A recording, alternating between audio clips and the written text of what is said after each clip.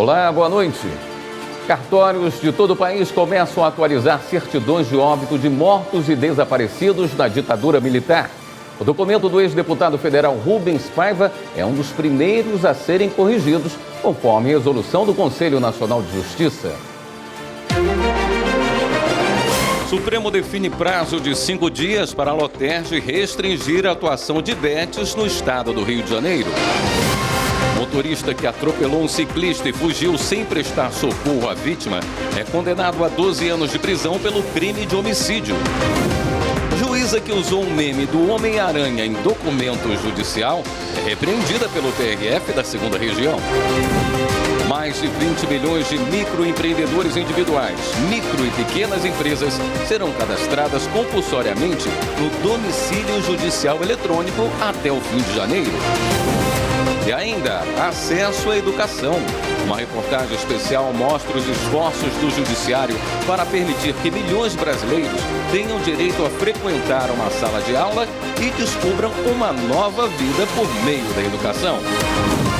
O Jornal da Justiça desta sexta-feira, 24 de janeiro, começa agora.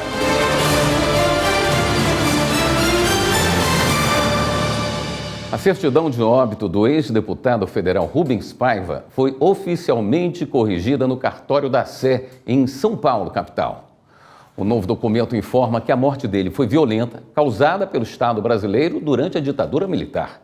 A reportagem é de Viviane Novaes. O político e engenheiro Rubens Paiva desapareceu em 1971 durante a ditadura militar. A antiga certidão de óbito dele indicava apenas o desaparecimento. Mas o novo documento informa que a morte de Rubens foi violenta, causada pelo Estado brasileiro no contexto da perseguição sistemática à população, identificada como dissidente política do regime ditatorial instaurado em 1964. Nela também consta como atestante de óbito a Comissão Especial sobre Mortos e Desaparecidos Políticos. A mudança cumpre uma resolução do Conselho Nacional de Justiça aprovada por unanimidade no mês passado. Ela determina que todos os cartórios atualizem a certidão de óbito de 434 mortos e desaparecidos durante a ditadura militar com a seguinte indicação: morte violenta causada pelo Estado brasileiro. Na sessão do CNJ que aprovou a medida, o presidente do Conselho e do Supremo Tribunal Federal, ministro Luiz Roberto Barroso, destacou o impacto simbólico para as famílias que ainda carregam a dor de não terem recebido um pedido de desculpas do Estado. Esse é um momento importante para o Conselho Nacional de Justiça e para o Brasil, embora nunca tenha havido um pedido formal de desculpas como deveria ter havido. Pelo menos nós estamos tomando as providências possíveis de reparação moral dessas pessoas que foram perseguidas e sofreram o desaparecimento forçado.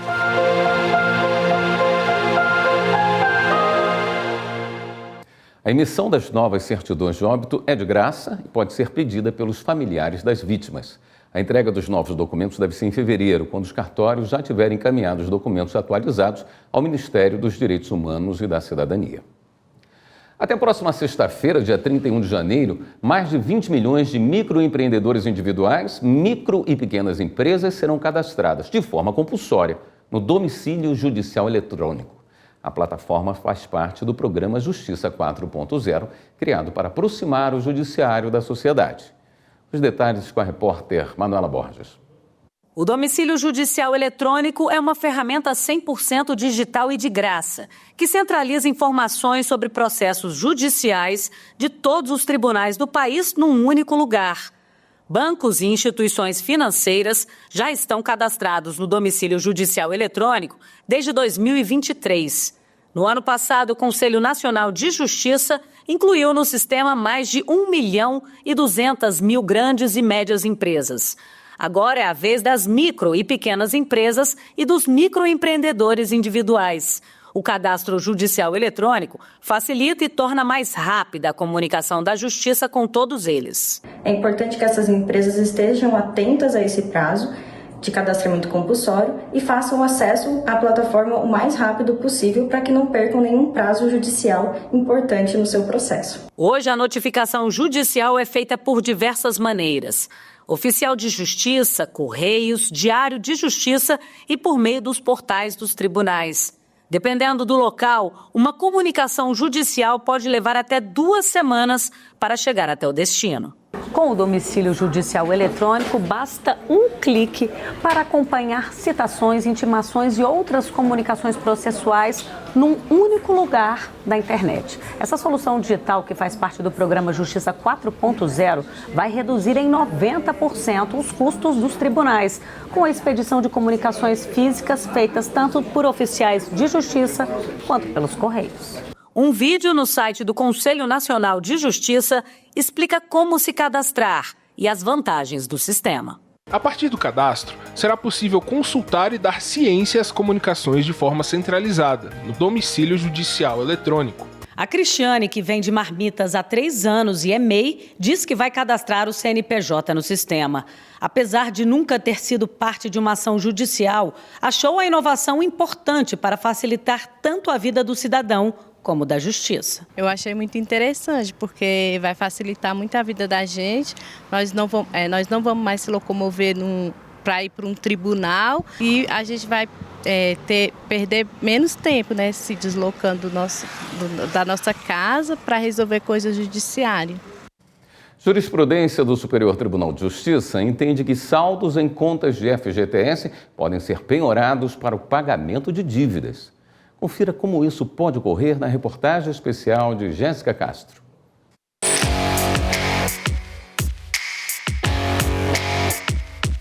O Fundo de Garantia do Tempo de Serviço, o famoso FGTS, é muito conhecido pelos trabalhadores. A maioria das pessoas tem pelo menos uma noção de como esse fundo funciona, embora não conheçam muito bem todas as regras envolvidas. É um fundo, né, que o funcionário tem, quando ele é demitido, ele tem aquela reserva para sacar. Você vai trabalhando e vai depositando todo mês na tua conta, não é isso? Você pode tirar para pagar apartamento numa casa financiada pela Caixa Econômica Federal. Só sei que tira uma parte do meu salário, só isso. FGTS eu só sei que a gente só saca quando sai da empresa. É o que eu sei, a empresa que deposita. Ou então a gente pega quando a gente sai da empresa, né? Quando você sai da empresa, pelo menos você tem aquele dinheiro, você tem uma reserva, né? O FGTS foi criado em 1966 para ser uma espécie de poupança forçada para quem trabalha com carteira assinada. Ele é gerenciado pela Caixa Econômica Federal e funciona assim. Mensalmente, o empregador deposita um percentual do salário do empregado em uma conta vinculada ao fundo. O objetivo é oferecer uma proteção financeira aos trabalhadores em caso de demissões sem justa causa e também garantir a retirada desse dinheiro em situações específicas. Cíntia Teixeira, diretora executiva de fundos de governo da Caixa Econômica Federal, explica as principais regras para a retirada desse benefício. Há hipóteses de saque variadas que vão desde saque-doença, saque por rescisão contratual, moradia própria, aposentadoria, 3 anos fora do vínculo empregatício, entre outros. Cada hipótese de saque, né, ela está prevista na lei do FGTS. Essas regras, elas fazem parte de um conjunto que possibilita o equilíbrio dos recursos disponíveis no fundo. Uma das características do FGTS é o fato de ele ser, de maneira geral, impenhorável, o que significa dizer que o dinheiro que está nessa conta não pode ser confiscado para o pagamento de dívidas. Mas essa regra precisou ser flexibilizada pelo Poder Judiciário nos últimos anos, para garantir a subsistência de muitas pessoas nos casos que envolvem débitos alimentares, como pensões alimentícias. O assessor da Defensoria Pública, Wellington Santos, atua nessa área e explica a importância dessa flexibilização. Para chegar ao ponto de uma execução de alimentos, é aquele devedor que já está em débito, né? E assim, geralmente devido para o menor, por exemplo, aquela ali é uma das únicas, talvez, fontes de renda que ele possa obter. E como o alimento ele já é amparado, que tem uma natureza absoluta, né? Uma questão mesmo de sobrevivência do alimentando, que por si só não é capaz de prover o próprio sustento, então torna-se uma obrigação com maior amparo na legislação. Foi o caso de um processo julgado pelo Superior Tribunal de Justiça, quando o tribunal permitiu a penhora de valores de conta vinculada ao FGTS, após terem sido realizadas várias tentativas de acesso a bens para garantir o pagamento de uma pensão alimentícia. Os ministros do STJ entenderam que essa medida é menos drástica do ponto de vista da proporcionalidade, porque evita a prisão do devedor e satisfaz, ainda que momentaneamente, a prestação dos alimentos, assegurando a sobrevivência dos dependentes do trabalhador. De acordo com a Caixa Econômica Federal, existem mais de 231 milhões de contas vinculadas ao FGTS. E cerca de 200 mil estão penhoradas para pagamento de dívida alimentícia. Outras 36,4 milhões de contas estão bloqueadas por diversos motivos, porque essa possibilidade de penhora também tem se estendido para o pagamento de dívidas de outras naturezas. Os casos ainda são poucos e têm sido analisados com muita cautela, mas o Judiciário tem observado também a necessidade de garantir um equilíbrio entre devedores e empresas que têm valores a receber, como explica a advogada Renata Belmonte. O juiz, ainda quando termina todo o ciclo da execução, ele vai analisar o caso concreto, para ver se há razoabilidade, porque de fato é muito importante e é sempre muito importante observar que o devedor e a sua família precisam ter meios de subsistência, então isso não vai ser colocado em risco. Claro que a gente tem que proteger o devedor e a sua família, mas também a gente não pode prestigiar o devedor. Então, a gente tem que analisar o lado do credor. Muitas vezes, o credor também depende daquele dinheiro para o sustento dele e da família dele. Essa é uma jurisprudência importante para assegurar o pagamento de dívidas e também para tentar romper uma espécie de cultura de inadimplência, incentivando a responsabilidade financeira das pessoas. Para evitar esse hábito rotineiro de débito, de ser um devedor, acaba sendo um escape e uma saída a alcançar esse bem, esse valor que está ali retido, e que o credor acharia que talvez, em razão dessa natureza impenhorável, não poderia ser alcançado para pagar essa dívida que ele está em débito.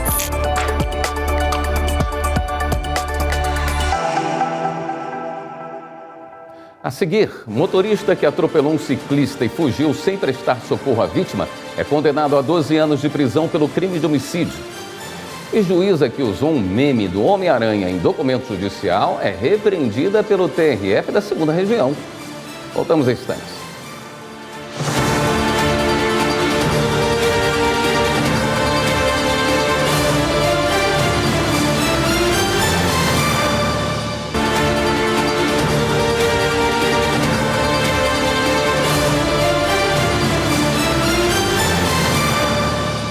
O Supremo Tribunal Federal deu prazo para a Loteria do Estado do Rio de Janeiro, a Loterj, suspender os sites de apostas online que atuam fora do território estadual. A multa é de R$500 mil em caso de descumprimento. As informações com o repórter Pablo Lemos. A Loteria do Estado do Rio de Janeiro, a Loterj, deve adotar ferramentas de geolocalização para garantir que apenas usuários que moram no estado possam apostar de forma online. A Loterj tem até 5 dias para suspender a operação de empresas que não obedecerem ao critério de territorialidade. Em caso de descumprimento, a multa diária é de R$500 mil. A decisão afeta bets que atuam nacionalmente. O relator do caso na Suprema Corte é o ministro André Mendonça. No início do ano, ele já havia proibido a Loterj de explorar atividades de loterias e jogos eletrônicos fora do território estadual e de credenciar empresas para atuarem em outras localidades. Mas a autarquia recorreu e pediu 120 dias para colocar a decisão em prática, alegando dificuldades para cumprir o curto prazo imposto pelo STF.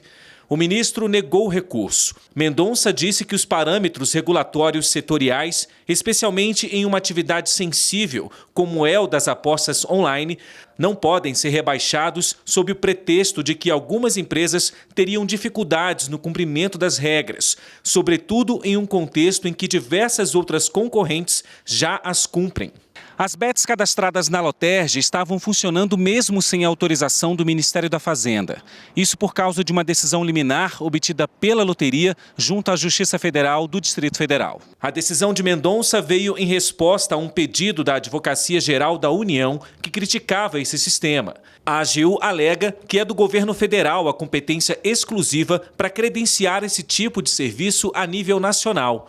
O órgão diz ainda que, além da Lotérgia não ter um sistema de geolocalização que assegure efetivamente a origem dos jogos, o sistema não bloqueia apostas de outras regiões.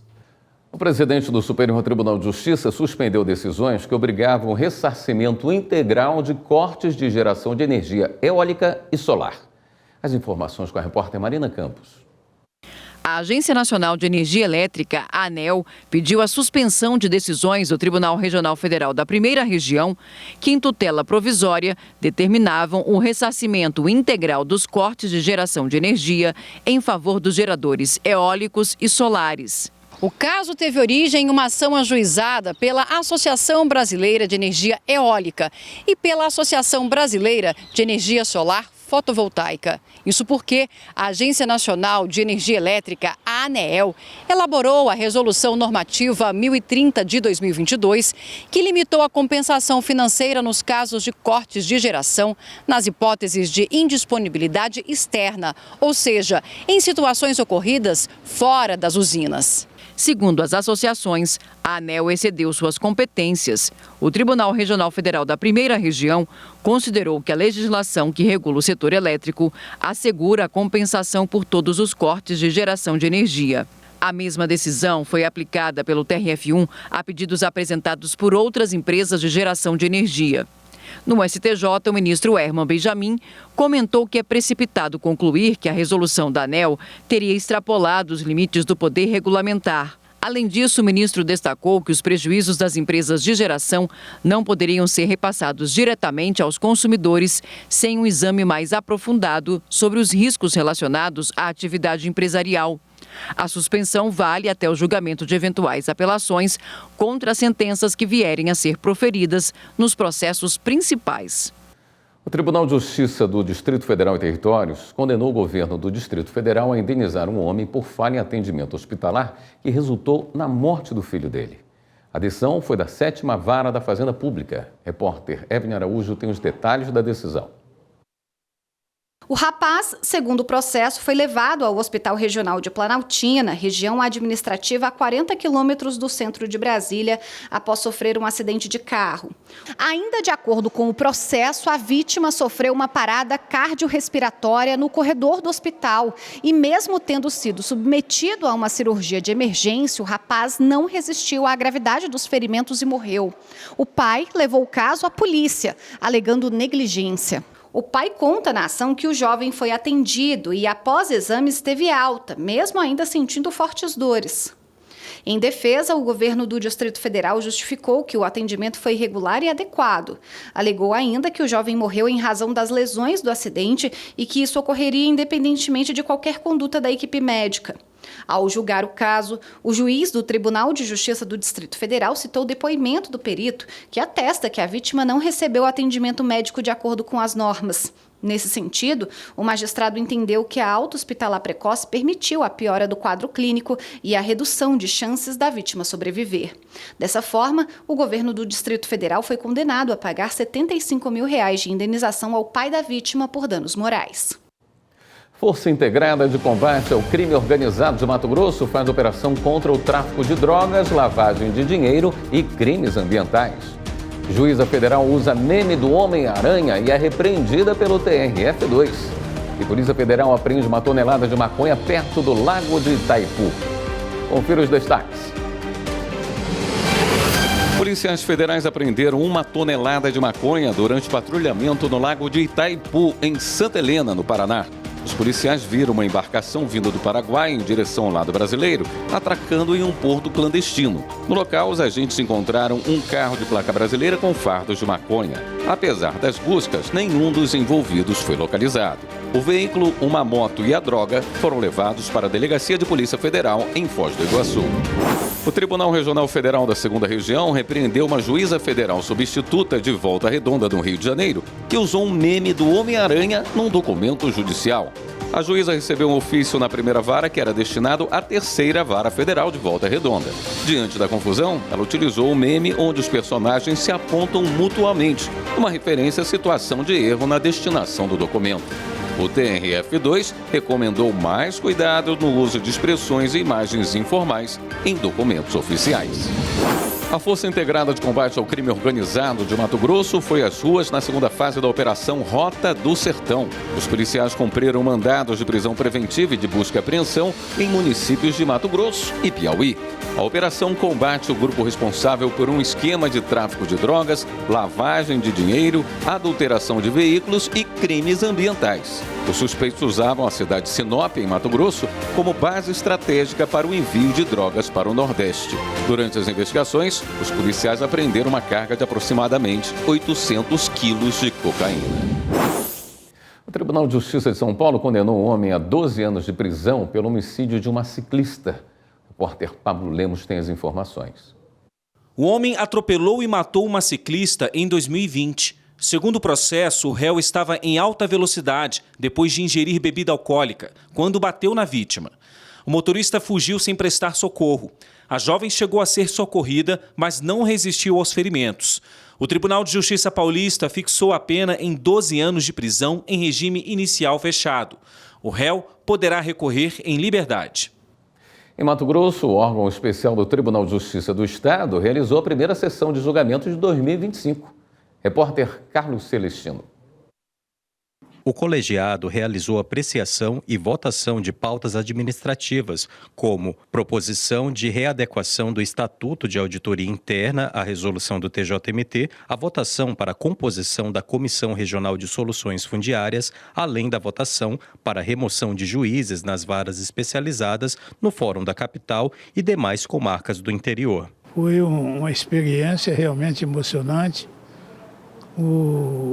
Os pares realmente contribuíram para isso.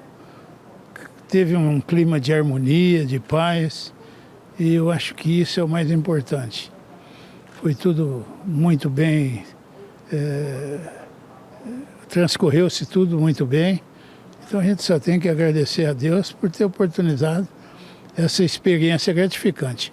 A sessão foi encerrada com uma homenagem à desembargadora Maria Orotides Kneiper, que completa neste dia 23 de janeiro 40 anos dedicado aos trabalhos na magistratura mato-grossense. Valeu a pena cada dia de magistratura, cada comarca por onde eu passei, cada processo que eu estudei, cada servidor que eu pude estar junto, cada parte, advogados, ministérios, promotores, né, membros do Ministério Público, colegas magistrados e desembargadores. E eu sou feliz pelos 40 anos de magistratura. Veja no próximo bloco, Justiça convocou audiência no Rio de Janeiro para discutir a implementação da chamada Casa da Mulher Brasileira no Estado. E a gente fala também dos esforços do CNJ para vencer os gargalos que causam morosidade no sistema de justiça. Voltamos já.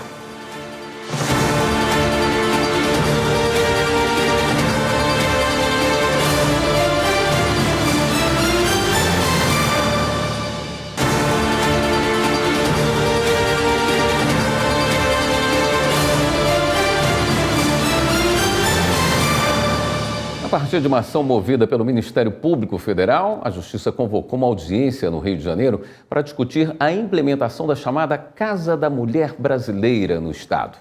Márcio Fontinelli. Representantes dos governos federal e estadual, além da Prefeitura do Rio de Janeiro, foram chamados pela Justiça para uma audiência de conciliação sobre as medidas que devem ser adotadas para a implementação da Casa da Mulher Brasileira.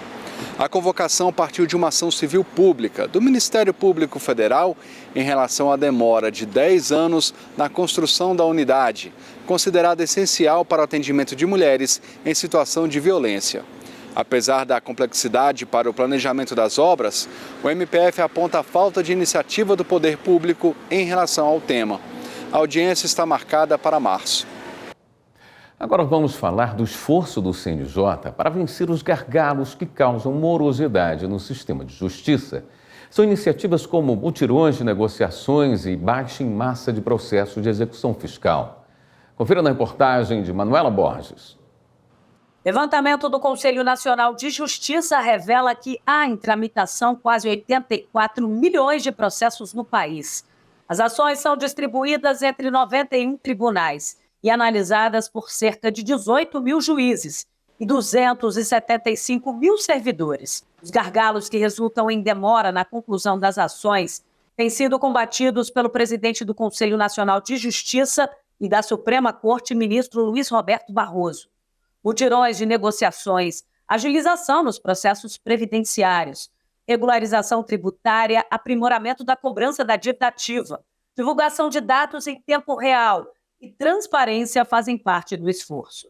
Em entrevista ao jornal Folha de São Paulo, o presidente do CNJ e do STF detalhou como a Justiça conseguiu reduzir o tempo das execuções fiscais, que são as cobranças da dívida pública. Nós instituímos, entre o Supremo e o Conselho Nacional de Justiça, duas regras muito importantes.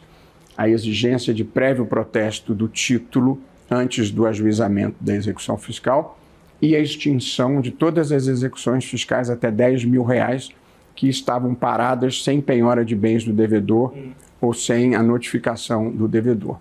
E já conseguimos extinguir, pelo país afora, mais de 1.600.000 execuções fiscais, notadamente em São Paulo, onde temos tido uma parceria extremamente construtiva com o Tribunal de Justiça lá, que é o tribunal de maior volume de processos do país. No ano passado, os acordos firmados entre os tribunais regionais federais, a Procuradoria-Geral da Fazenda Nacional e o Conselho da Justiça Federal extinguiram 270 mil execuções fiscais. Só no primeiro semestre de 2024, os convênios concluíram mais de 2.500.000 processos dessa mesma natureza. Outro pilar da gestão do ministro Barroso é a questão previdenciária.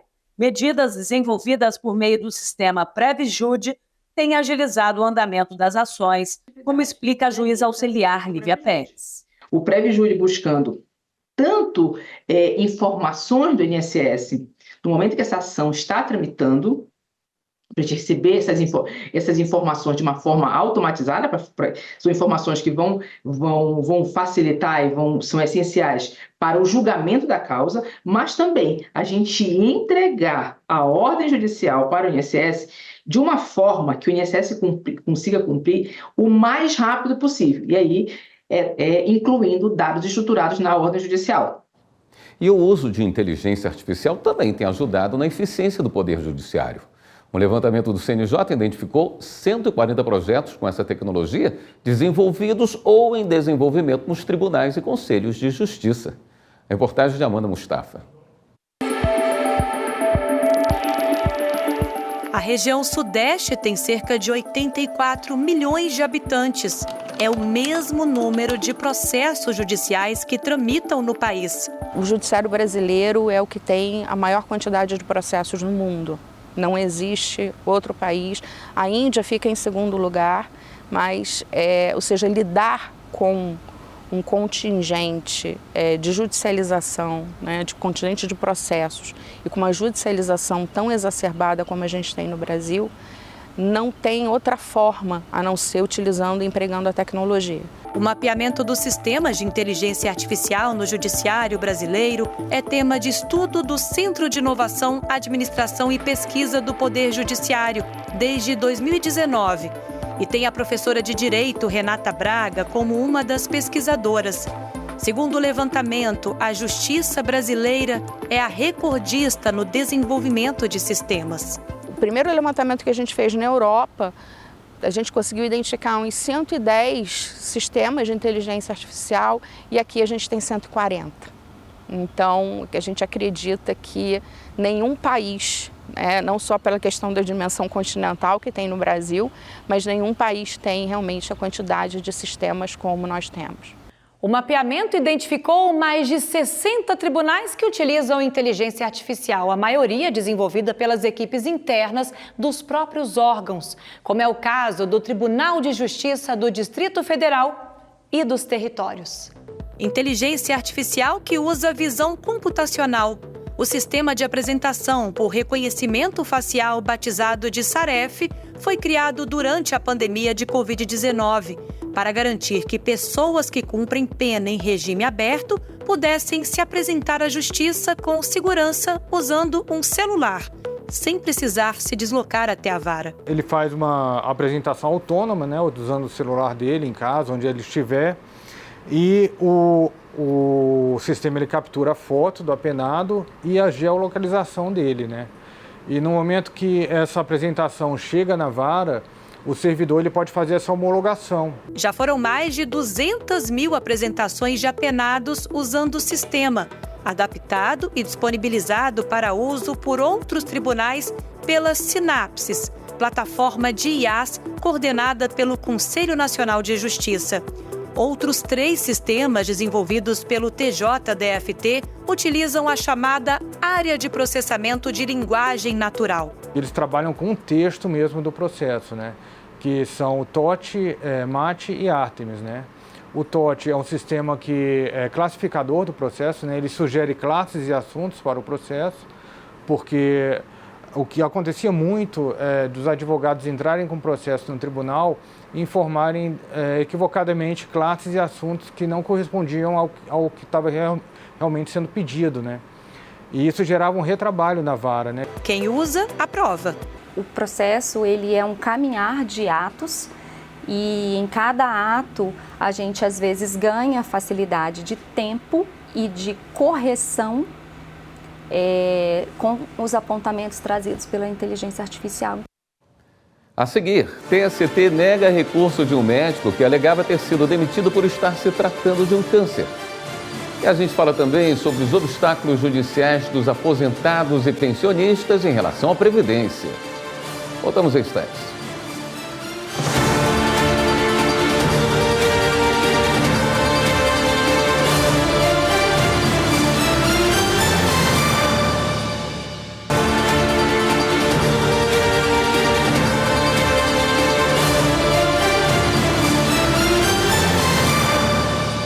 Hoje é o Dia Nacional dos Aposentados e Pensionistas, uma categoria que há 101 anos celebra a conquista de direitos, mas que ainda enfrenta obstáculos judiciais em relação à Previdência. Só para se ter uma ideia, em 2024 o INSS superou a marca de 5 milhões de processos em andamento, segundo o Conselho Nacional de Justiça. Reportagem de Pablo Lemos. As ações contra a Previdência Social pendentes em todos os anos até outubro do ano passado passam dos 5 milhões, segundo o Conselho Nacional de Justiça. Desse montante, mais de 500 mil foram suspensos, arquivados temporariamente ou colocados à espera de decisão em outro processo semelhante. Ainda em 2024, a Justiça Federal liberou mais de 2 bilhões de reais para cerca de 150 mil aposentados, pensionistas e beneficiários que ganharam ações judiciais contra o INSS. São pedidos que vão de auxílios-doença a revisões de aposentadorias. As principais buscas e os principais problemas estão nos erros de análise ou na demora das análises pelos órgãos previdenciários e muitas das vezes, como recentemente, pela falta de um reajuste digno, porque o reajuste dos benefícios em manutenção acima de um salário mínimo é pelo INPC, enquanto os benefícios do salário mínimo é INPC mais PIB, então eles correm de uma forma diferente, que faz com que os benefícios acima de um salário mínimo tenham um valor a cada reajuste um pouco depreciado em relação ao salário mínimo. Uma questão que impacta no aumento do custo de vida dos beneficiários. Nos últimos 20 anos, a perda acumulada dos valores foi de mais de 100%, segundo a Federação da categoria no Distrito Federal. Hoje o salário mínimo recebeu 7,5%, mas o aposentado pensionista vai receber agora esse mês 4,77%. Um cidadão que aposentou há 5 anos atrás, digamos com 3 salários mínimos, ao longo desses 3 anos, a gente perde em torno de 10% que deveríamos ganhar. A inflação nunca cobre as nossas percas. E a partir de 2030, automaticamente, do jeito que nós vamos ser maioria. Nós vamos ser maioria. Então, deve-se pensar na manutenção do nosso salário e onde nós vamos precisar de mais recursos para sobreviver. Uma previsão do Instituto de Pesquisa Econômica Aplicada aponta que o número de beneficiários nos próximos 30 anos vai superar o de contribuintes. Um dos motivos é a participação de pessoas com 50 anos ou mais na força de trabalho economicamente ativa, que aumentou aproximadamente de 18% para 22% entre 2012 e 2022. Até 2060, essa parcela da população pode chegar a 32%. Nós precisamos melhorar as contas da Previdência e reequilibrar as regras em relação à sociedade e ao mercado de trabalho, não só do ponto de vista dos requisitos para concessão e do valor do benefício, mas também da arrecadação das contribuições que financiam esse sistema. Então, nós temos que atualizar, na verdade, as regras à sociedade, que é sempre mutável. A primeira turma do Tribunal Superior do Trabalho negou o recurso de um médico que alegava ter sido demitido por estar se tratando de um câncer.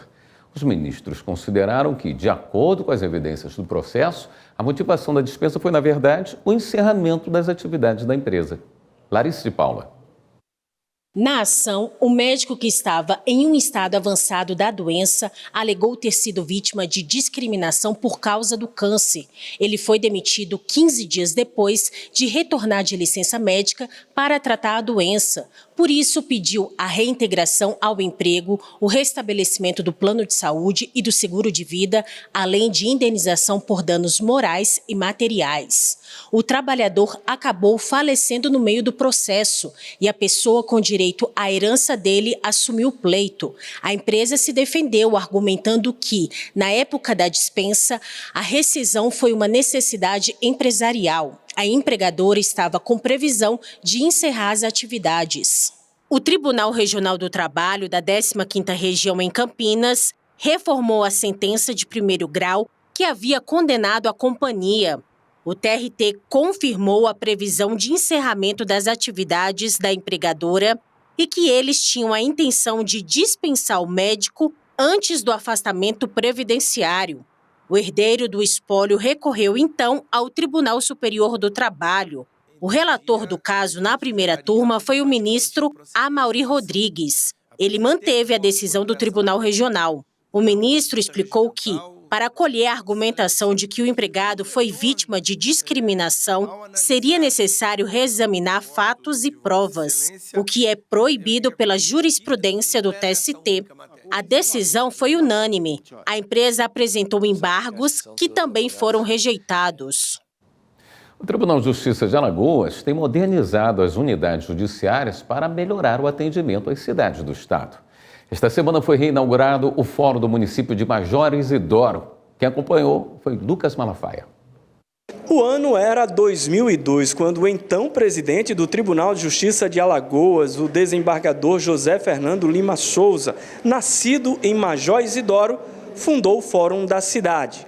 Hoje, mais de 20 anos depois, o presidente do TJ, desembargador Fernando Tourinho, retorna à cidade natal do pai para entregar a unidade reformada e ampliada. Em 2002 eu estive aqui com ele, quando ele inaugurara este fórum naquela época. E hoje estou tendo a oportunidade de reformá-lo e deixá-lo, inclusive, em melhores condições de trabalho. O desembargador José Fernando Lima Souza deixou Major Isidoro ainda muito jovem. A família partiu em busca de melhores oportunidades na capital, mas ele nunca esqueceu as raízes sertanejas. Com a inauguração da reforma e ampliação do fórum, mais uma geração reforça o legado da família na cidade. Com a grande reforma, ampliação aí, que vai trazer mais conforto, mais qualidade de trabalho para os funcionários, para as pessoas que vêm à procura do serviço do judiciário e, enfim, ajuda o trabalho coletivo. O Fórum de Major Isidoro recebeu uma série de melhorias estruturais e funcionais. A fachada foi reestruturada e ganhou um novo letreiro e logomarca. A calçada e o estacionamento externo também foram reformados. O estacionamento interno foi pavimentado e passou a contar com a demarcação de vagas para carros, motos e bicicletas. Foi criado ainda um acesso exclusivo para o juiz e um portão de segurança que separa a área do público geral. A gente teve um aumento de área de 40 metros quadrados, ampliado, que foi o exemplo de sala da OAB, sala técnica. Foram feitos banheiros todos adeptos para o pessoal do PCD, certo? Foi refeita essa frente do fórum, toda a parte externa. Foi feita toda essa parte de piso tátil, como vocês estão vendo aí nas calçadas. No Tribunal do Júri, as melhorias incluíram a substituição do forro, a instalação de luminárias em LED e a troca do piso. O palco foi readequado com a instalação de um guarda-corpo, painel de sinalização e o mobiliário foi alinhado ao novo padrão do tribunal. O juiz da comarca, Danilo Vital, ressaltou a importância do investimento, em que todo mundo ganha. Esse fórum, especialmente para a comunidade de Major e de Jaramataia, que é termo aqui da comarca, significa e simboliza, né, toda essa preocupação da gestão do Tribunal de Justiça com o aperfeiçoamento da prestação do serviço jurisdicional. No próximo bloco, o assunto é educação. Você vai ver que o MPF cobra ações do governo do Pará para garantir a representatividade indígena na área da educação. Uma reportagem especial fala da atuação do judiciário para permitir que milhões de brasileiros tenham garantido o direito à educação. Até já.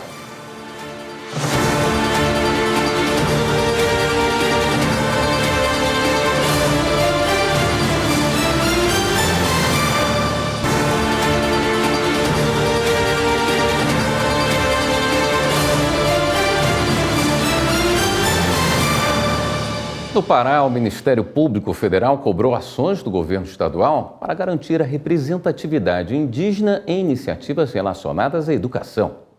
Márcio Fontinelli. Em um ofício encaminhado ao governador do Pará, o Ministério Público Federal pediu informações sobre as medidas que estão sendo adotadas para garantir que os povos indígenas de todas as regiões tenham representatividade nos projetos relacionados à educação, inclusive no acordo de desmobilização voluntária da sede da Secretaria Estadual de Educação em Belém, ocupada por membros de comunidades tradicionais. O documento também foi enviado ao Procurador-Geral do Estado e ao titular da Secretaria. Todos têm um prazo de 24 horas para responder ao MPF.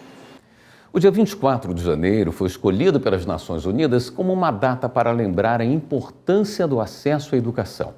Aqui no Brasil, o aprendizado é uma garantia constitucional, mas muita gente ainda não consegue fazer valer esse direito. Quando isso acontece, a solução é recorrer à justiça. Repórter Evelyn Araújo conta o esforço do judiciário para permitir que milhões de brasileiros descubram uma nova vida por meio da educação. Essa aí acho que é azul. A alegria da pequena Liz Eloá ao descobrir os nomes das cores é resultado de um trabalho que começou cedo. Oportunidade que a irmã mais velha não teve. Lucivânia é responsável pela criação das duas netas. Ela conta que a mais velha, com 8 anos, não passou pela primeira etapa da educação básica. A mais nova, hoje com 3 anos, só conseguiu uma vaga na creche porque entrou na justiça. Me pediram para eu aguardar no período de 1 mês, eu aguardei. Só quando eu cheguei lá, eu não consegui a vaga. Aí eu recorri novamente, entrei novamente e assim foi. A primeira, a segunda e a terceira vez. Aí na terceira vez eu já consegui, né, a vaga, mas aí foi aquela correria porque eles me ligaram à tarde e eu tinha 2 horas para chegar com a documentação dela e para poder assinar toda a papelada lá na regional e da regional eu ir para a creche. Mas foi corrido, mas eu consegui. No Brasil, quase 2,5 milhões de crianças de até 3 anos de idade não frequentam creches por alguma dificuldade de acesso ao serviço. Os dados são do IBGE, o Instituto Brasileiro de Geografia e Estatística. Os estados que concentram os maiores percentuais de crianças sem acesso à creche são São Paulo, Minas Gerais, Pará, Bahia e Maranhão. No país, a creche não é obrigatória. A Lei de Diretrizes e Bases prevê a garantia de vagas na educação básica apenas a partir dos 4 anos de idade. Mas, pelo Plano Nacional de Educação, desenvolvido pelo governo federal, o Brasil deve atender pelo menos 60% das crianças de até 3 anos nas creches até 2034. Enquanto isso não ocorre, o Supremo Tribunal Federal decidiu que a oferta de vagas para a educação básica pode ser reivindicada na Justiça por meio de ações individuais. A questão foi discutida em 2022 e afetou quase 30 mil processos que corriam no Judiciário com esse pedido. O tema virou jurisprudência consolidada da Corte. Constituição Federal, artigo 205. A educação, direito de todos e dever do Estado e da família, será promovida e incentivada com a colaboração da sociedade, visando ao pleno desenvolvimento da pessoa, seu preparo para o exercício da cidadania e sua qualificação para o trabalho. Na prática, isso quer dizer que os brasileiros têm direito a uma escola que tenha professores para todas as disciplinas, que mantenha os estudantes em segurança e mais. muitas questões relacionadas à inclusão de crianças e adolescentes com algum tipo de laudo que precisam de um tratamento diferenciado. E ainda, falando de Brasil, nós temos ainda muitas demandas relacionadas a merenda escolar, transporte escolar, né? São temas sensíveis que ainda afetam muito o judiciário. Escolas acessíveis também fazem parte do direito à educação e, por acessibilidade, devem ser considerados todos os sentidos da palavra. Não basta só matricular esse aluno dentro de uma sala de aula regular e, com isso, achar que ele vai estar incluso. Ele tem que, além da matrícula, para além da matrícula, ele tem que ter condições de efetivar esse aprendizado.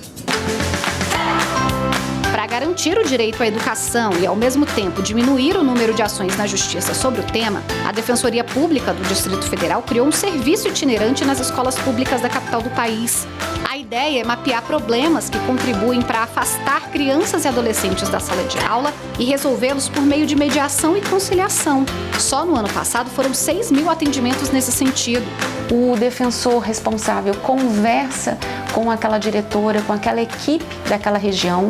Ela nos diz quais são os problemas mais prementes, por exemplo, problemas que envolvem habitação, grilagem, racismo, enfim. Muitas ações são ações que envolvem guarda, alimentos, regulamentação do tempo de convivência, execução de alimentos. Quando a judicialização é inevitável, a Defensoria Pública atua com ações coletivas ou, mais pontualmente, em processos individuais. E todos sabem que quando a Defensoria entra com uma ação judicial é porque ela já tentou outros meios que não foram possíveis. Então, nós ingressamos sim com a ação judicial e vamos até o fim.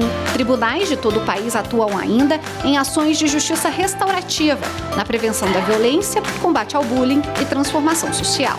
A gente perde muito alunos para a violência, para as drogas. Isso, nós, professores do Ayrton Senna, sabemos o quanto sofre, como dói e como é difícil para nós não ver mais aquele aluninho lá naquela mesa sentadinho, né? O círculo, ele permite que as crianças elas falem sobre si, que elas aprendam a ouvir. Eles também têm uma oportunidade de, ao ouvir as questões dos colegas, eles também aprenderem a resolver os seus próprios questionamentos, os seus próprios problemas.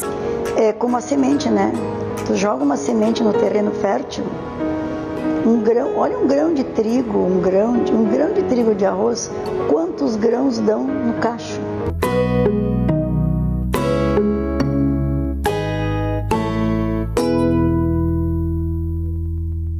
Essa edição do Jornal da Justiça fica por aqui. Uma boa noite, um excelente fim de semana.